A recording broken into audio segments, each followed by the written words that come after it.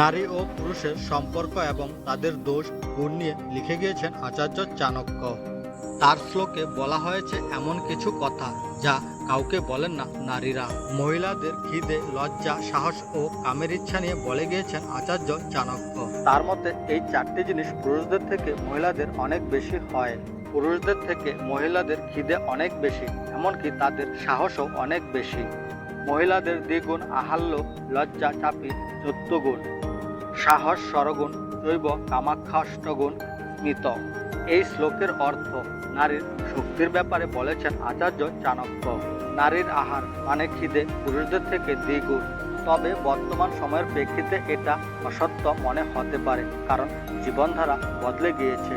পাশাপাশি ডায়েটও অনেকে শুরু করেছেন। নারীদের লজ্জা পুরুষদের চেয়ে 4 গুণ বেশি। অনেকেই বলেন মহিলারা ভয় পান, তবে আচার্য বলে গিয়েছেন পুরুষদের থেকে নারীদের সাহস 6 গুণ বেশি হয়। এর জন্যই নারীকে শক্তিরূপে পুজো করা হয়। পুরুষদের থেকে 8 গুণ বেশি নারীদের কামের ইচ্ছা, কিন্তু কেন তা প্রকট নয়। লজ্জা ও সহনশক্তি পুরুষদের থেকে বেশি থাকার কারণে নারীর কাম ইচ্ছা প্রকট হয় না। পাশাপাশি সংস্কারের গণ্ডিত থাকতে হয় তাদের, তাই তাদের ইচ্ছা প্রকাশ করতে পারে না। আজকের ভিডিওটি এই পর্যন্তই। ভালো লাগলে অবশ্যই আমার পাশে থাকবেন। সবাই ভালো থাকবেন।